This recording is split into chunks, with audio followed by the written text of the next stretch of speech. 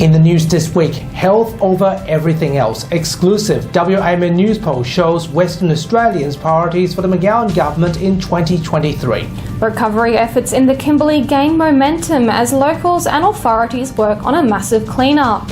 And help our children to learn better. A young mother's push for better advocacy for neurodivergent students in WA's public schools. And later, Dr. Andrew Miller's comment.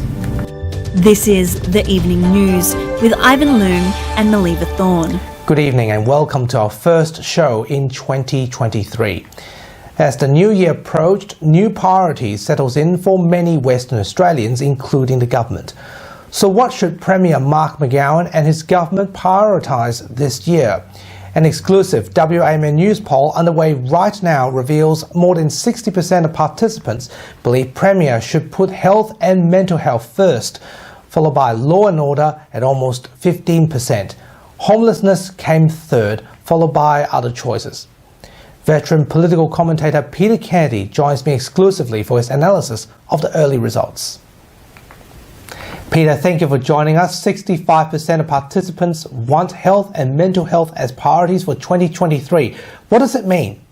Well, health is still obviously a big issue. It was a big issue in 2022, particularly the issue of overcrowding in emergency departments and the government's reluctance to open new beds. And when it did decide to open new beds, there was the issue of staffing, whether there were enough nurses. But people want to know if they're sick or if their relatives and friends are sick, they'll get good treatment in hospitals, and the government's got to move to make sure that that happens. Meanwhile, law and order is over 15% and homelessness comes third. The numbers may not be that high, but it has significance.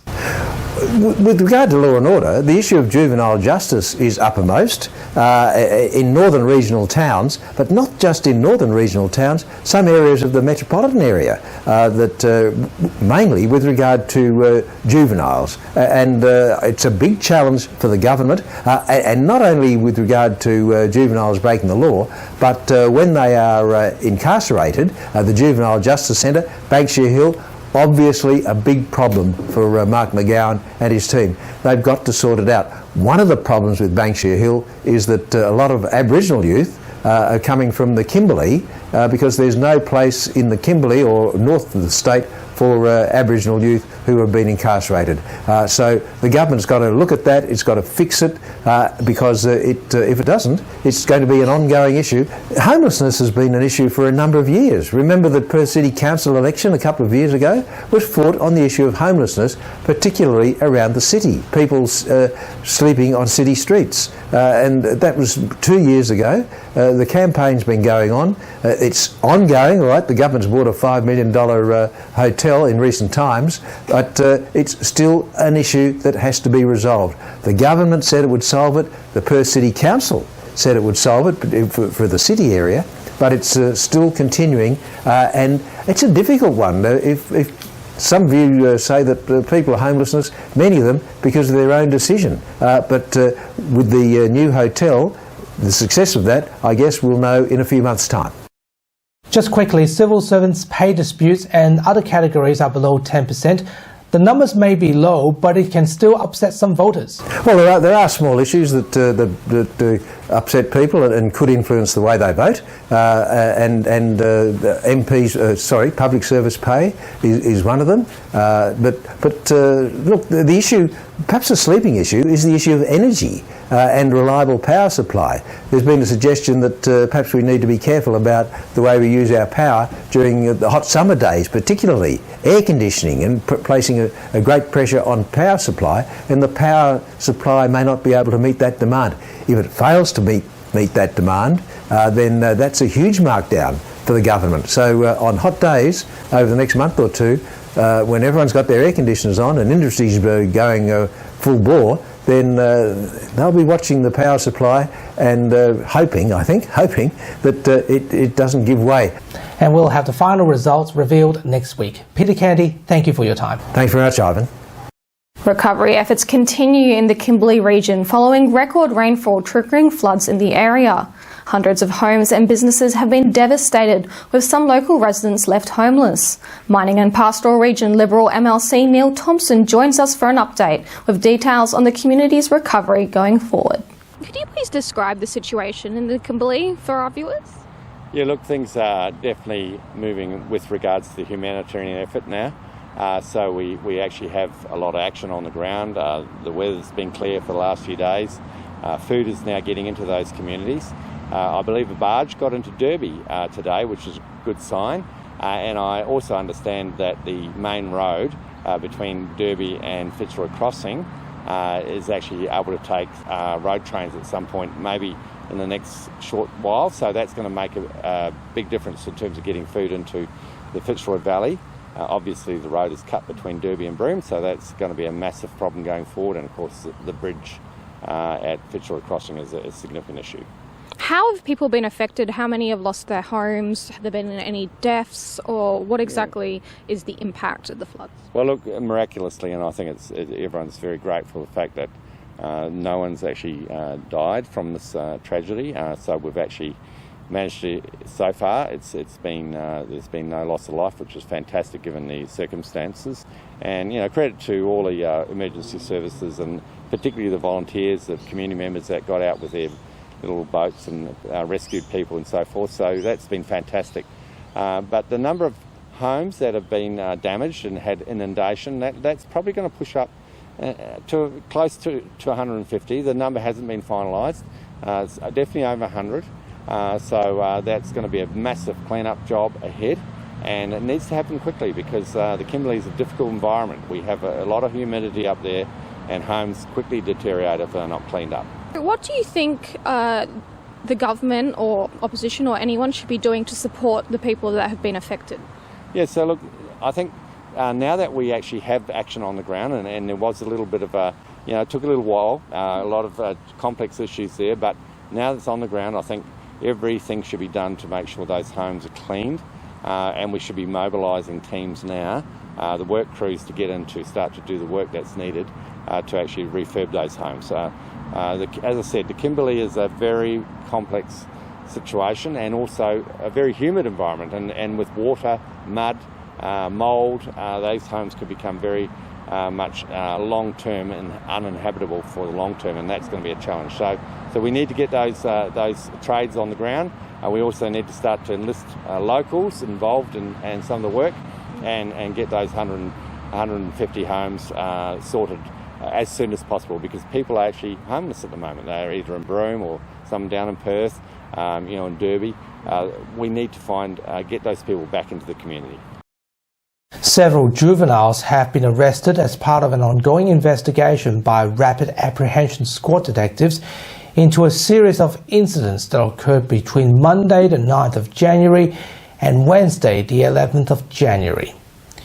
The incidents which took place included burglaries, armed robberies and stealing offences in Southern River, Huntingdale and Byford. On Wednesday, police located 5 alleged offenders in a vehicle. Police alleged 3 of the occupants has just entered the store with weapons and committed an armed robbery offence. As the group attempted to leave the area, the vehicle was blocked in. The driver was arrested with the vehicle, and the other occupants fled from the scene on foot. They were later arrested. Following further investigations, a total of 5 17-year-olds and 2 16-year-old boys were taken into custody. Inquiries are still ongoing. The West Australian Government has banned the sale of a portable fridge thanks to worries about carbon monoxide poisoning. The banned fridge is the Jackaroo J3PR35L, which was made in 2010, and the Director of Energy Safety has prohibited all sales of the fridge in the state, including second-hand ones.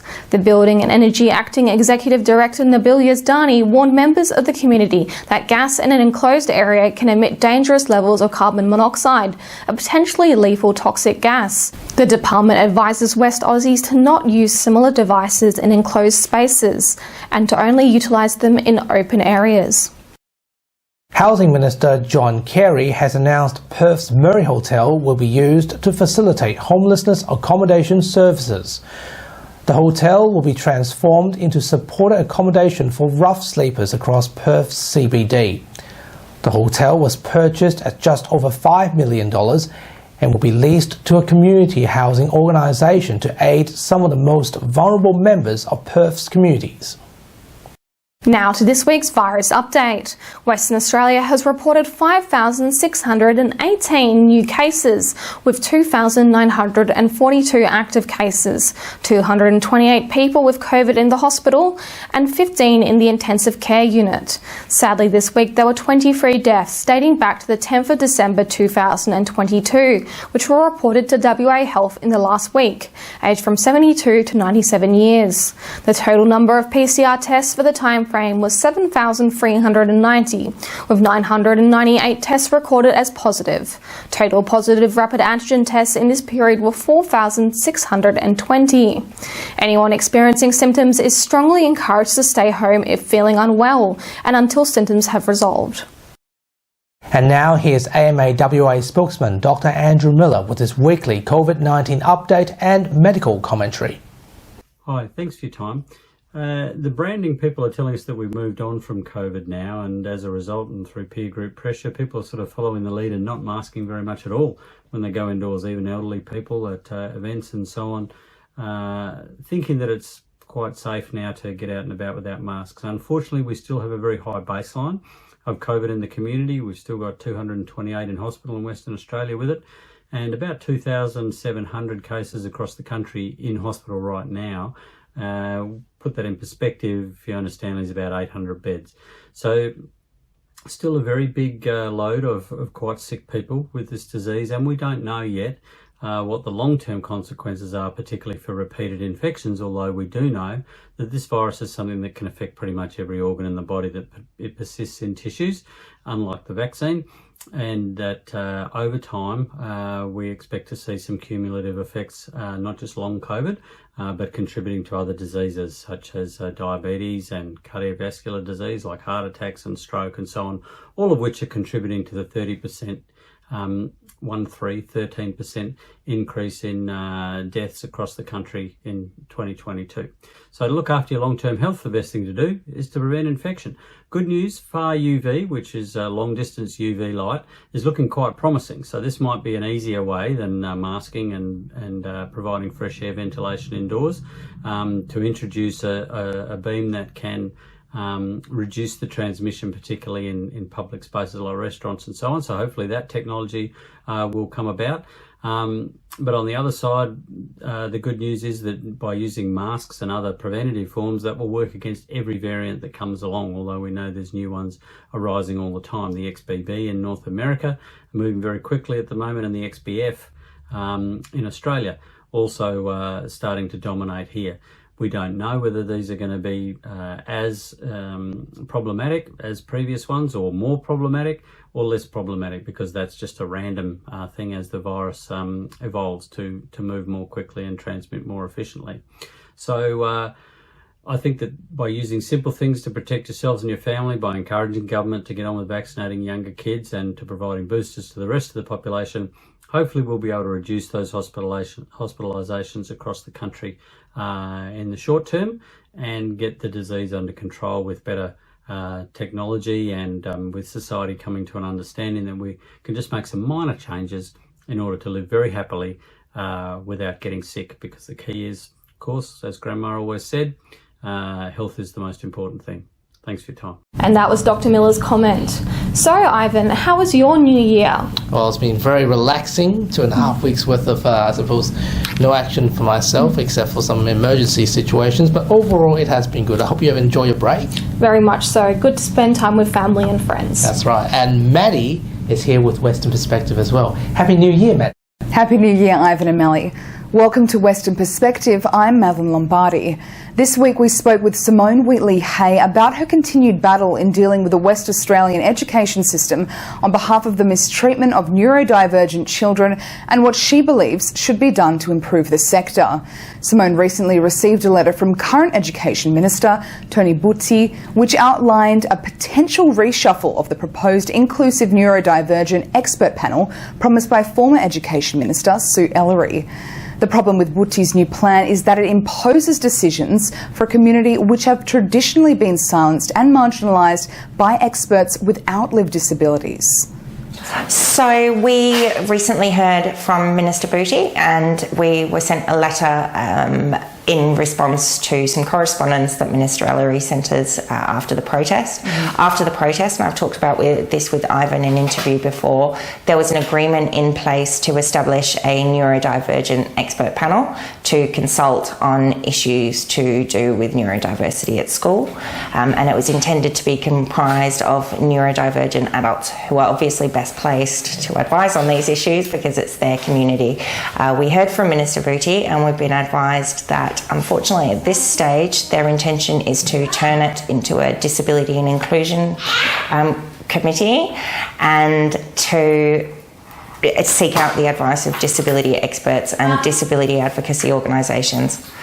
What are the harms in having a panel that isn't focused on disability inclusivity when it's people that aren't represented in that community making decisions for people who have to have their voices amplified in those communities that aren't being represented in the way that they should be, in that sense? Yeah, so it's a really complex issue. It really stems back to the disability rights movement, the social model of disability and a human rights focus towards disability. The sort of motto and purpose for being of that movement is nothing about us without us, and this is the opposite. It's really decisions being imposed on a community that has traditionally been silenced and marginalised by experts. And traditionally experts, when you're talking about disability, there has been so much harm done to the disabled community, neurodivergent children, neurodivergent adults, in the name of expertise.